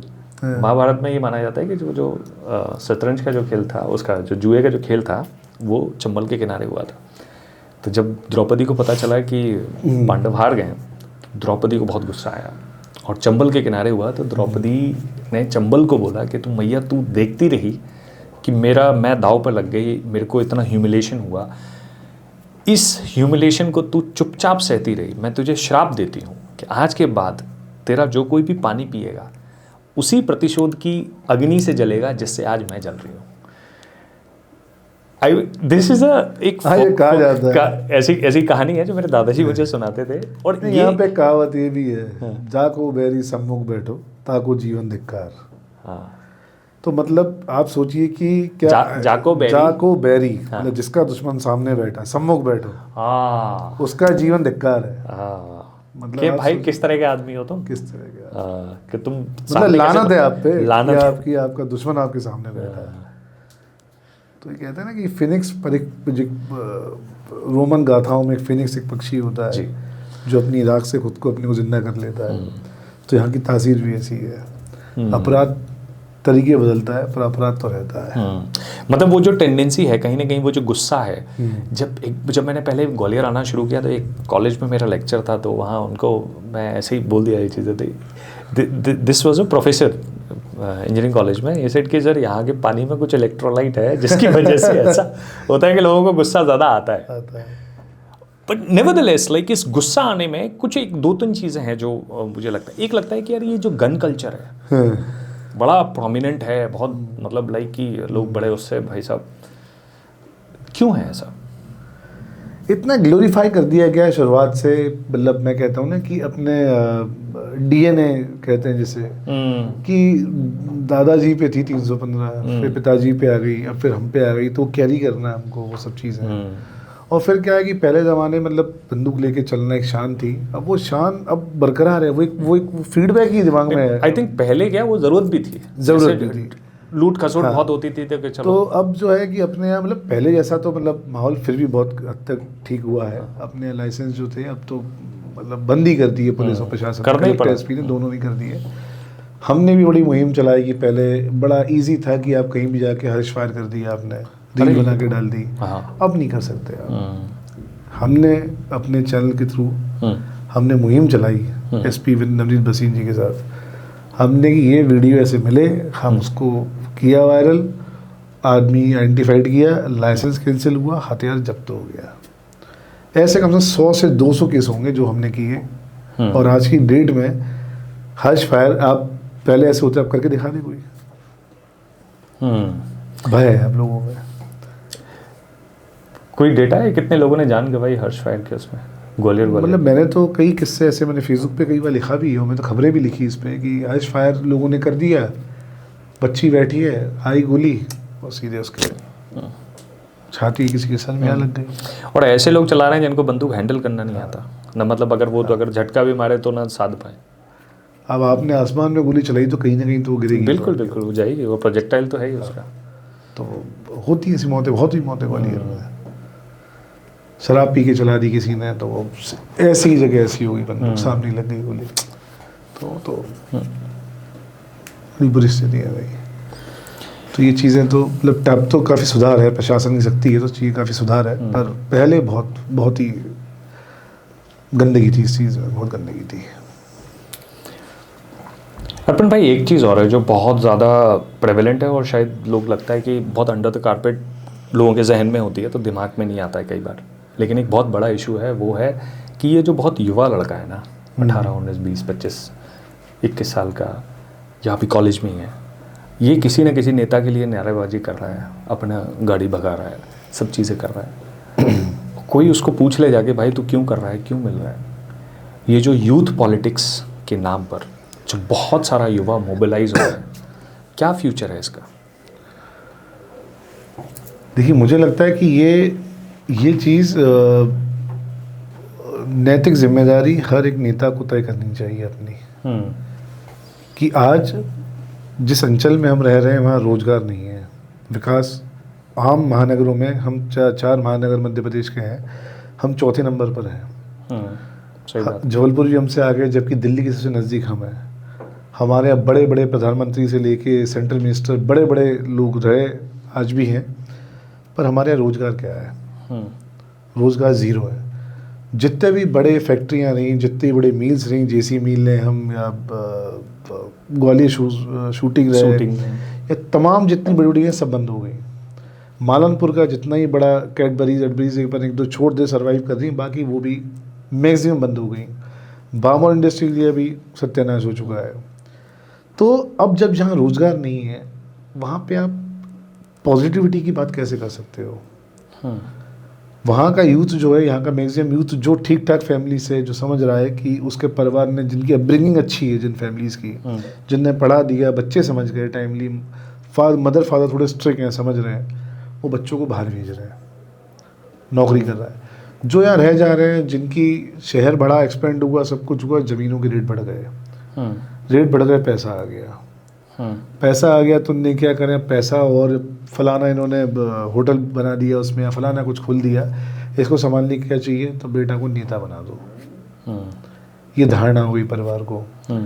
पर उनकी होड़ करते हुए उसकी बराबरी का लड़का जो कर रहा है, जिसपे कुछ नहीं है, जिसके माता पिता साधारण से इंसान है, जिसका फादर नौकरी कर रहा है 10:30 से 5 बजे तक की, वो कैसे होर्डिंग पोस्टर लगा रहा है? कि नेता सोचे तो जो उनको अपनी रैलियों में स्वागत करा रहा है या होर्डिंग लगवा रहा है। इनने कभी सोचा है कि भाई ये फलाना है, अर्पण राउत है, तो ये क्या है, ये कैसे मेरे 50 पोस्टर लगा दिए इसने, कैसे ये 10 गाड़ियाँ लेके मेरे पीछे घूमता है सुबह शाम, कैसे ये फ्लाइट का टिकट लेके हर जगह घूम रहा है। ये आपको ये सोचना चाहिए।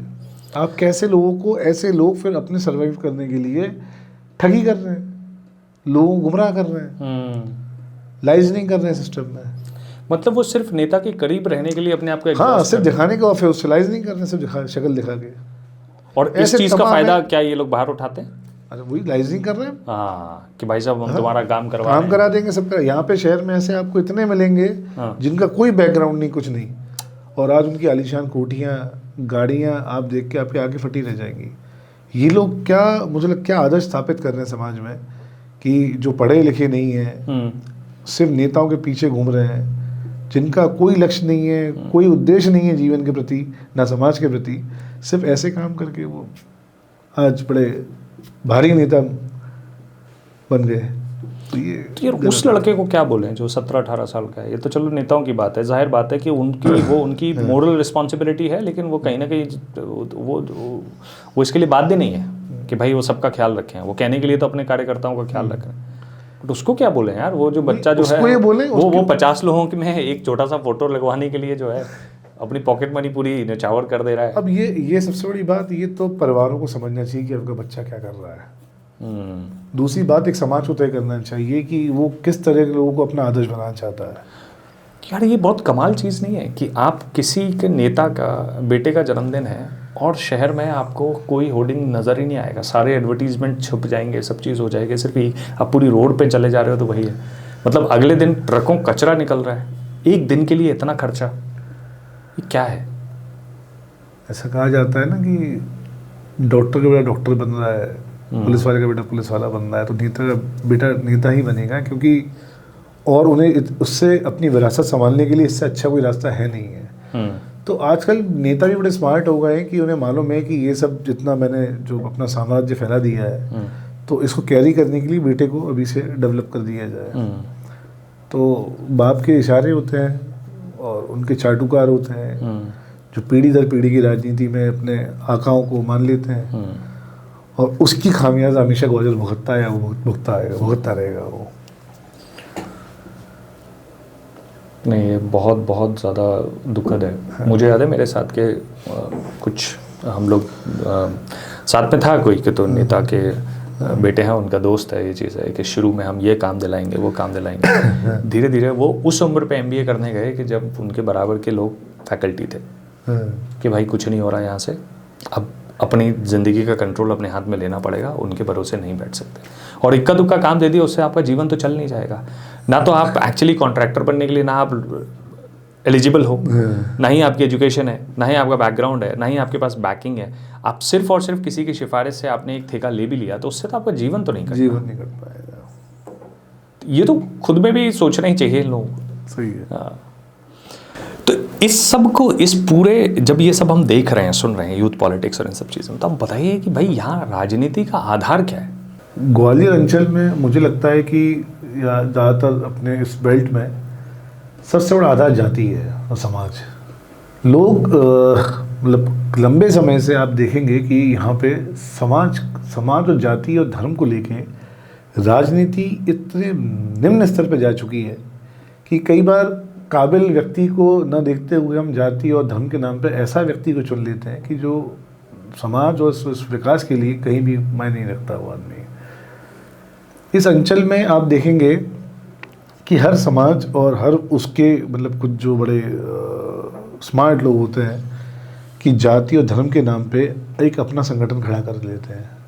हाँ। और वोट बैंक के ठेकेदार बन जाते हैं और ऐसे लोग इस सिस्टम की, इस पॉलिटिक्स में लाइजनिंग पे उतारू हो जाते हैं। हाँ। आप देखेंगे कि इस अंचल में इतना शांत अंचल था, इतना सब कुछ बड़ा इजी सब चल रहा था।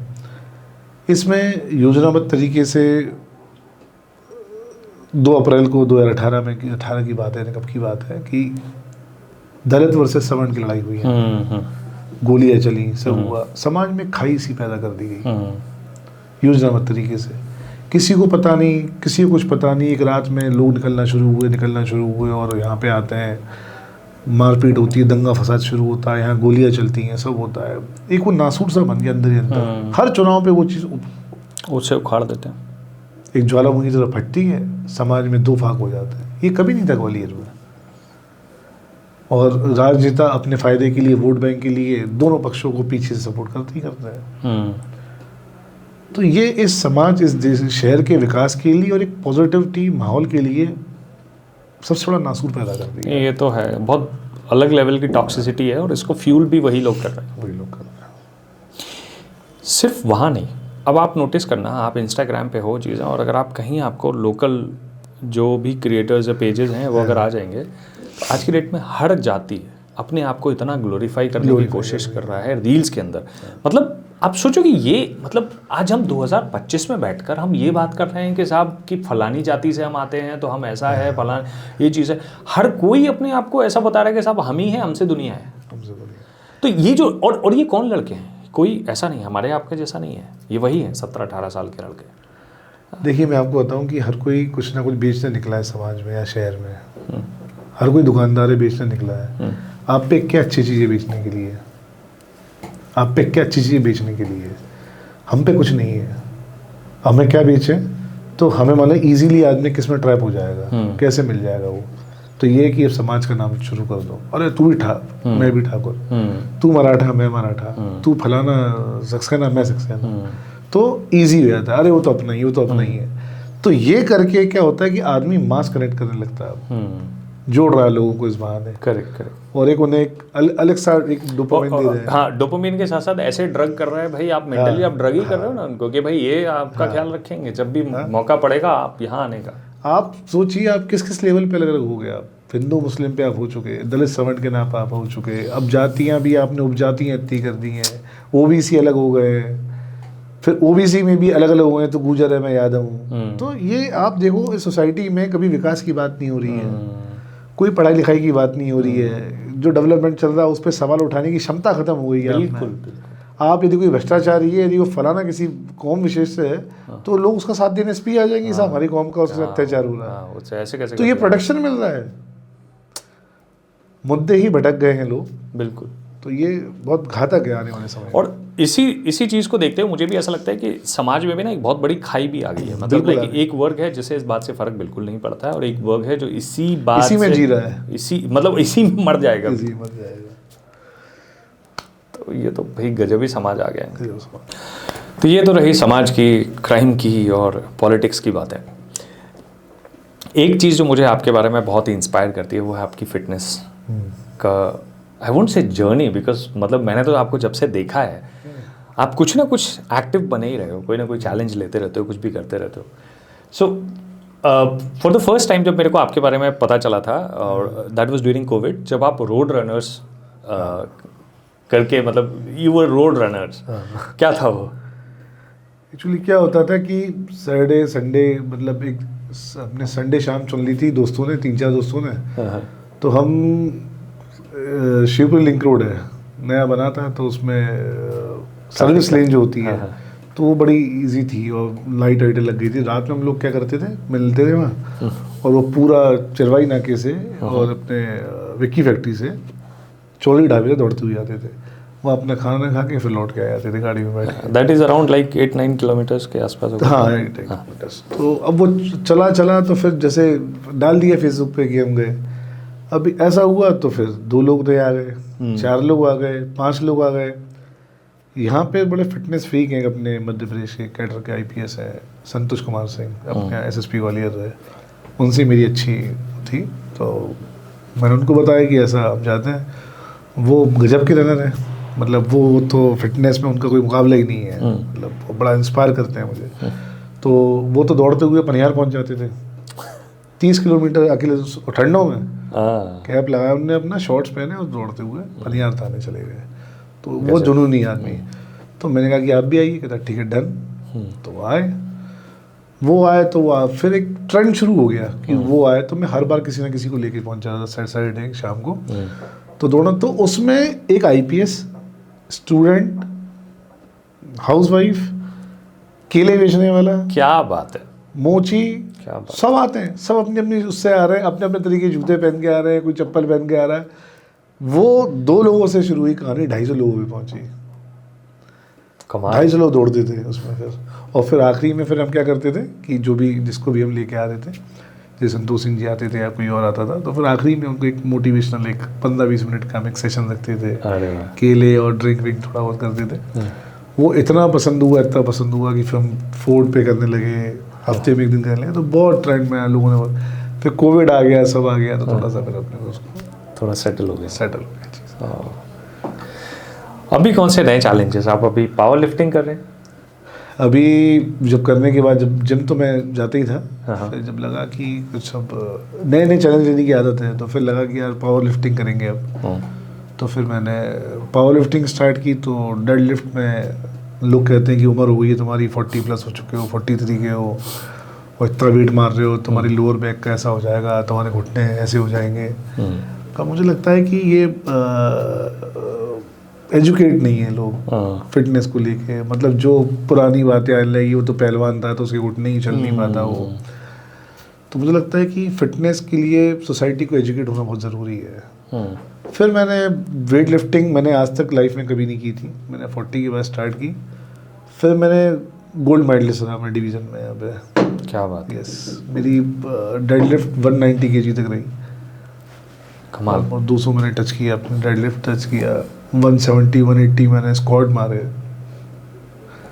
और 135-140 मैंने बेंच प्रेस मारी. तो मैं एक टाइम पे जब आया तो मैंने चैलेंज ले लिया, और फिर मैंने 2-3 बार मैंने गोल्ड मेडलिस्ट रहा डिवीज़न पे ग्वालियर चंबल में. क्या बात है. तो how many days you workout in a week? 7 दिन. 7 दिन? हाँ, 7 दिन खाना खाता हूँ, 7 दिन सोता हूँ, तो 7 दिन वर्कआउट. यार वो रिकवरी और वो सब, ये सब कहने की बात है, सब माइंडसेट है आपका. कुछ सीरियसली? हाँ, कुछ नहीं है.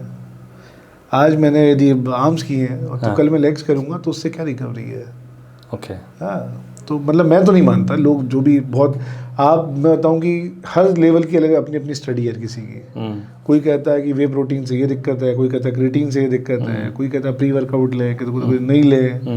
तो आपकी बॉडी को जो सूट कर रहा है और आप ठीक हो मेंटली फिजिकली, तो मुझे लगता है जो आप पे सूट करता है वो करिए आप. तो ओके. तो और मैं सब खाता हूँ, सब करता हूँ. अच्छा, मतलब वो कोई डाइट? मेरा ऐसा नहीं है कि मैं सिर्फ उबला हुआ ही खाऊंगा या मैं रोटी नहीं खाऊंगा. नहीं, रोटी खाऊंगा पर रागी खाऊंगा, जौ की खाऊंगा. ओके. ऐसा है मेरा खाना. थोड़ा उसको रिमिक्स कर दिया है, अपग्रेड कर दिया अलग चीज़ों में, तो ऐसा कर लिया. ब्यूटीफुल. अब आगे जाके सोचा है कि अब ये इतना सब हो गया, रनिंग भी कर ली, तबीयत से 15-20 किलोमीटर रनिंग कर ली, लिफ्टिंग कर ली। अब फ्यूचर में सोचा कि तो उसके लिए टाइम नहीं मैनेज कर पा रहा हूँ मैं, आयरन मैन के लिए मैं करूँगा कि कैसा हमारी कुछ बात होता है। हुई थी। हाँ, बात में पूछा भी था इसलिए आपसे, आपका पॉडकास्ट देखने के बाद कि एक आयरन मैन के लिए मैं एक कोशिश तो करूँगा।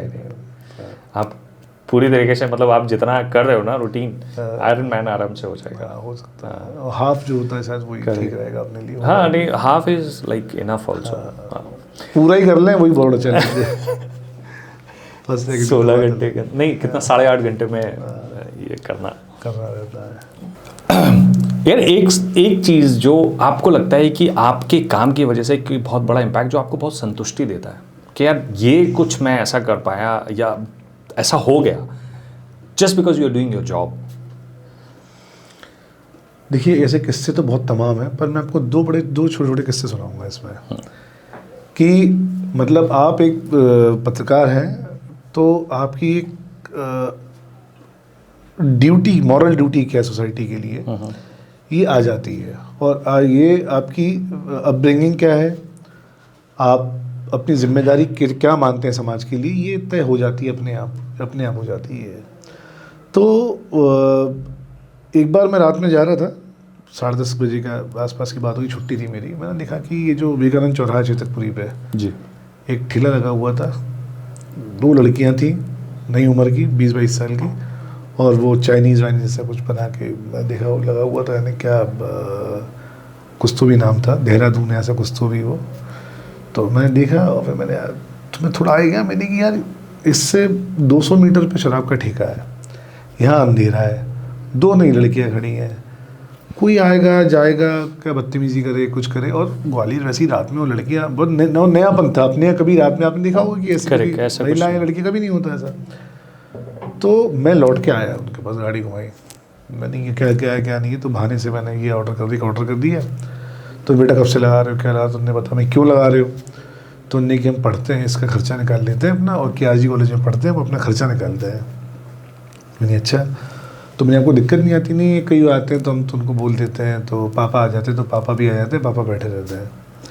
तो मैंने कहा यार पढ़ाई के लिए ये रात भर 11 बजे तक खड़ी हैं, ग्वालियर जैसे ठंड का टाइम है, सब चीज़ है।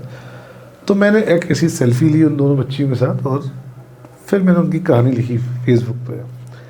अब वो कहानी इतनी ज़बरदस्त वायरल हुई उनकी, पढ़ाई के लिए ऐसा करती है, और मैंने आइए आप इनका पढ़ाई खर्चा निकालती हो, मेहनत कर रही हैं, ये फ्री नहीं मांग रही है आपसे कुछ चीज़ें, तो उनका साथ दीजिए। मतलब मैं, आप देखो सोसाइटी में लोग समझते हैं चीज़ें। रोड जाम होना शुरू हो गई वहाँ पे, रोड जाम शुरू हो गई, 2 घंटे बचते थे कि आई, और मतलब ये कि टाइम भी बच गया। वो 6 बजे खड़ी हो रही है, 8 बजे घर लौट जा रही है, कोई सामान ही खत्म हो गया। तो वो लेट नाइट जो रुकने का डर था वो भी खत्म हो गया, माल ही नहीं बचता था उन पर। शानदार। तो वो सब चीज़ें। तो फिर नवनीत भसीन एक हमारे मित्र हैं, नवीन भाई भोपाल में अपना खुद का चैनल चलाते हैं, उनने मेरी पोस्ट पढ़ी, बोले कि भाई हम आपसे मिलने आ रहे हैं। तो मैंने क्यों? कहता यार वो बच्चों को इंटरव्यू कराना है और आपका भी इंटरव्यू करेंगे हम। तो नवनीत भसीन SP था, IPS है भाई, DIG उज्जैन है। तो आज शाम को वहीं चलना है, चाउमीन खाना बच्ची हो गया, मैं SP साहब और वो पहुँच गए वहाँ। पहुँच गए तो बढ़िया उसका इंटरव्यू हुआ, सब हुआ बढ़िया। उन बच्चियों के लिए SP साहब ने फिर PCR वैन खड़ी कराई वहाँ परमानेंट, अच्छा, प्रॉपर सिक्योरिटी दी उनको, वो बढ़िया चला उनका, शानदार चला। पर वो कोविड लग गया तो फिर वो सब चीज़ें सेटल नहीं हो पाई। ये रहा। दूसरा किस्सा ऐसा रहा कि मैं ऐसे ही, अब पत्रकार तो अपन है ही, तो क्राइम ब्रांच यहाँ पे गाड़ी चला रही थी, SX4 मारुति की गाड़ी चला रही थी, वाइट कलर की, किसी को उठाना जाना। तो क्या है, क्राइम ब्रांच कौन सी गाड़ी चल रही, थाने में किससे कौन सी, तो एक आप एक बीइंग क्राइम रिपोर्टर, आपके एक वो रहता है, नज़र में सब चीज़ें रहती हैं। तो यार मैंने, ये तो क्राइम ब्रांच की गाड़ी है, तो उस पर नंबर लिखा था एक, वो नंबर लिखा था। तो रात में ऑफिस से फ्री हुए तो मैंने क्या, ऐसे ही बैठे बैठे, कीड़े रहते ही अपन में, तो MP ट्रांसपोर्ट की वेबसाइट पे मैंने वो नंबर डाल दिया। वो नंबर निकला एक ऑल्टो कार का और उसका ओनर था मिसिल स्कूल के सामने, लक्ष्मी कॉलोनी, पड़ाव। अच्छा। मैंने किया, तो ऑल्टो का नंबर ही आ रही है। और उस गाड़ी का देखने के बाद उसी रात एक्सीडेंट हुआ था यूनिवर्सिटी पुल पे, और वो गाड़ी टो होके गई और उस गाड़ी के नंबर के आधार पे झांसी रोड थाने में कार मालिक के खिलाफ FIR हो गई। अच्छा। और क्राइम ब्रांच किसी दूसरी गाड़ी का नंबर इस्तेमाल कर रही है, उनने किया और गाड़ी के नंबर के आधार पे अर्पण राउत या जो भी कार का मालिक उस पर FIR हो गई। इनोसेंट आदमी है, बुजुर्ग आदमी, 70 प्लस आदमी, बुजुर्ग, अकेला रहता है, बच्चा बाहर है उसका। पुलिस पहुंच जाती है उसके यहाँ, चलो साहब आपकी गाड़ी टक्कर मारा। साहब मेरी गाड़ी नीचे कवर रखी, निकली नहीं है 3 महीने से। अरे तुम्हारी गाड़ी ने एक्सीडेंट किया है। और क्राइम ब्रांच गायब वहाँ से है, क्योंकि वो ऑपरेशन करती है, बड़े छुपके सब चीज़ें कर रही हैं। हो गया, गलती से हो गया उनसे, पर उनने गलत किया कि किसी दूसरे की गाड़ी का नंबर यूज़ कर लिया और एक्सीडेंट हो गया उस दौरान, तो उसने FIR करा दी। अब उस बेचारे बुजुर्ग को लेके यहाँ आ गए। अपन ने इस ऑपरेशन लिया, अपन ने किया काम, फिर मैंने उसकी बनाई बढ़िया हेडिंग, उसकी काम किया। और उसी रात जो एक्सीडेंट हुआ, मैं रात में 2:30 बजे पहुंचा मिसिल स्कूल, पता ढूंढते हुए। पार्किंग में गाड़ियाँ खड़ी हुई, कवर करी हुई गाड़ियाँ खड़ी, मैंने रात में कम से कम 15 गाड़ियों में कवर उठा के नंबर देखे मैंने। तो मुझे दिख गई हुई ऑल्टो नंबर वही वाला आ रही। मैंने उसका कवर उठाया, अपने मोबाइल से फ़ोटो की उसके 3-4। सुबह प्रदेश टुडे की बात है, मैंने खबर लिखी कि फर्जी गाड़ी के नंबर से और बुजुर्ग को ऐसा उठाया, ये पूरी मैंने इसकी स्टोरी बनाई। संतोष सिंह SP को कर देते, मैंने बताया कि ऐसा आपकी क्राइम ब्रांच ने किया। पुलिस गई, गलती मानी, SP ने वो गाड़ी उठा के जब्त करा के बंद लाइन में बंद करा दी गाड़ी को हमेशा के लिए। वो गाड़ी सीज करा दी गई जिससे क्राइम ब्रांच यूज़ करती थी। अच्छा। वो अंकल सब परिवार लौट के आए, मतलब उनको मालूम पड़ा कि वो आज होली दिवाली, मुझे अभी होली का मैसेज बताऊंगा उनका, वो उनसे मेरा कोई वास्ते नहीं ज़िंदगी में। हर होली दिवाली मेरे यहाँ गजक का पैकेट लेके आते हैं, मुझसे मिलते हैं वो। आज उनकी एज होगी 75 के आसपास। ये है भी, मतलब अगर जब मैं ये ऐसे सोचता हूँ कि किसी अपने के साथ हो ये चीज़, हाँ, तो क्या करे वो? कौन बचाने आप अगर नहीं हो, अगर अर्पण नहीं है वहाँ, तो क्या करेगा?